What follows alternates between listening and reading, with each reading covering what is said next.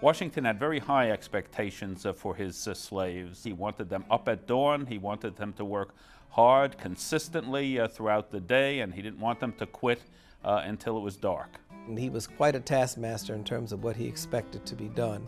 And if people didn't measure up, they heard about it. I would think that working for General Washington would be easy if you were willing to give with everything that you had every day.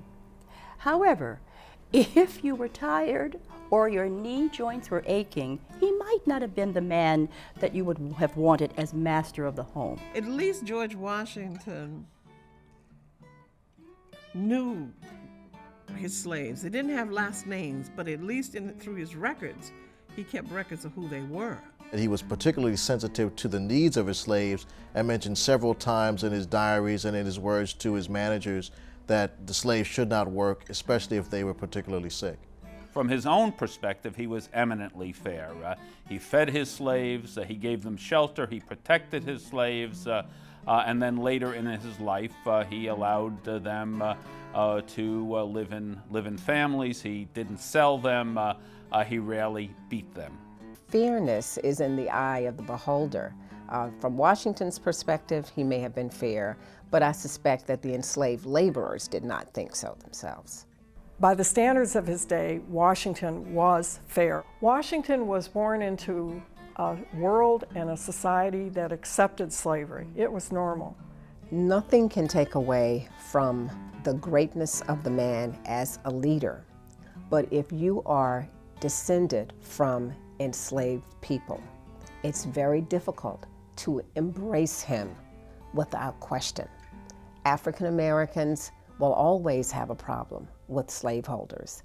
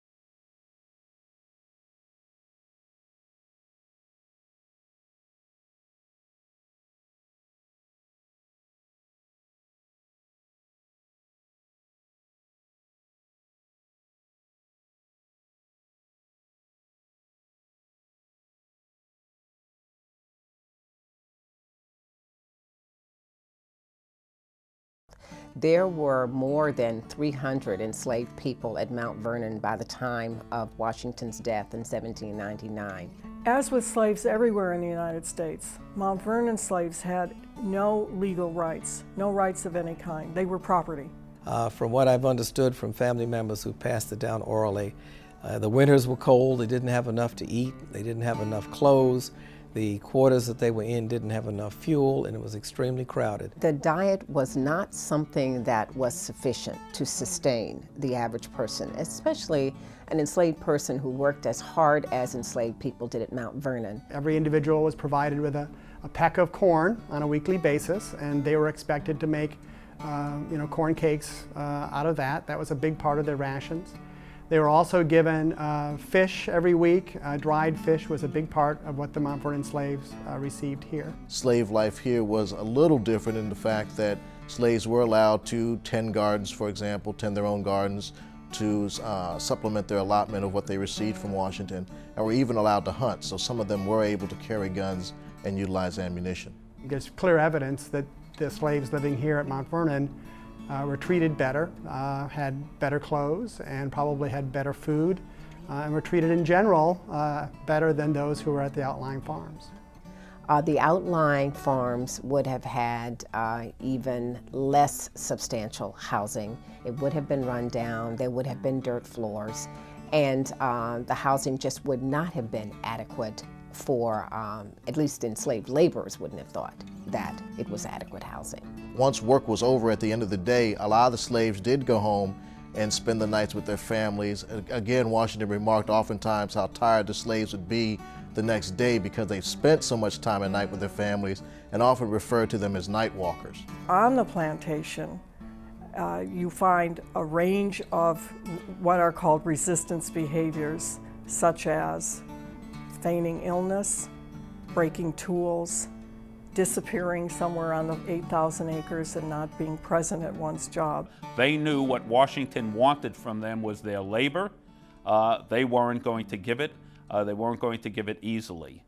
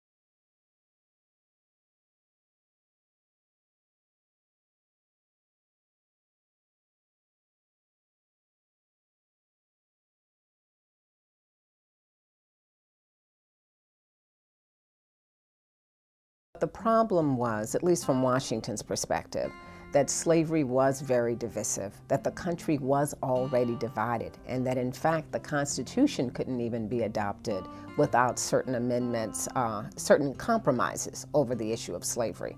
He knew he was a world historical figure. He wanted very much to protect his reputation, and he knew there was a big contradiction standing there. That contradiction, of course, was the contradiction of freedom and slavery. A cynic would say that Washington freed his slaves after his death because he was attempting to find his way into heaven. He was really torn between what was morally right and what was in his heart, perhaps, and what he knew was expected of him because of the position he held. I don't think he wanted to see himself as someone who might have had a soft heart about it or might want to tear apart the fabric of slavery. They were the economic backbone, and there was no exit strategy. Should slaves be free, how would we be able to continue on in industry or farming and maintain the same level of profit in some other form or fashion? Of the 300 slaves living here at Mount Vernon at his death, the majority of them were actually owned by the estate of Martha Washington. And so he didn't actually have the legal power to free them. If Washington freed his slaves and not freed the Custis slaves, he would have been breaking up the families. And that's something that he's on record early on as not wanting to do.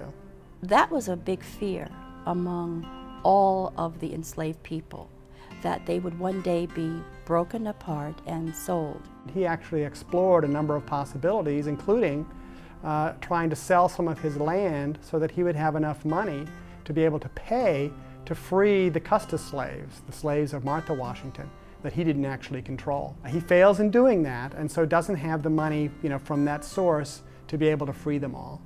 But I think we shouldn't let Washington completely off the hook. He still could have done it if he had been willing to sell off others of his resources. Washington was fundamentally opposed to slavery, but at the same time, he elected to wait until he no longer needed them personally to free them. I hold him accountable for that. I have mixed feelings about George Washington. I admire the fact that he did free the slaves some 60 years before the Emancipation Proclamation. However, I'm bothered that he freed them at his death. It amazes me that he was brave enough to face the slings and arrows of the war, but was cowardly to face the criticisms and concerns of citizens at freeing his slaves.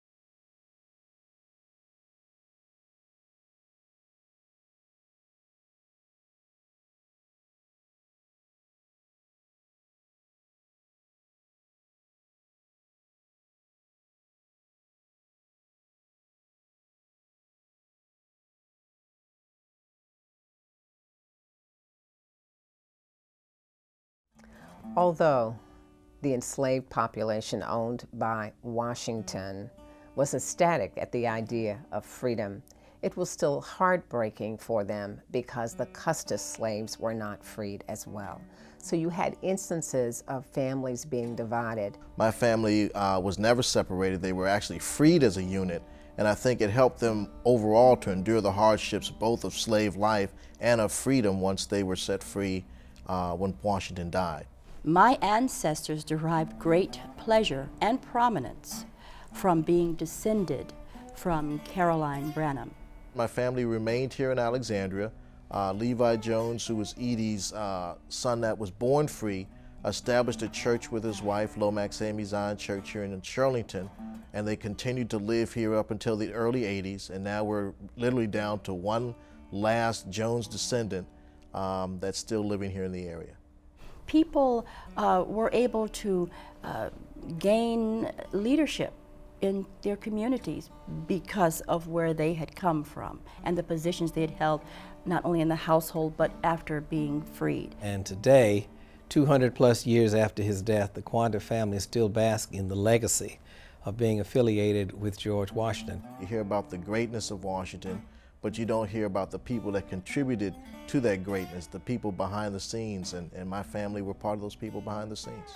George Washington could have been king, he could have done lots of things, but he chose the democratic way. And yet, he owned my people. He owned human beings. His legacy is mixed in that he set an example. He freed all of his slaves. He also said that he hoped slavery gradually would fade away in the United States. On the other hand, he took no political role in trying to abolish slavery, and people would later criticize him for that and for maintaining a slave labor force at Mount Vernon. Washington is a metaphor for the struggle of the nation to deal with self-interest versus humanity. He understood that slavery was morally wrong, as did other Americans. I believe he did have enough influence that he might have been able to sway the nation to get rid of slavery before there was a civil war.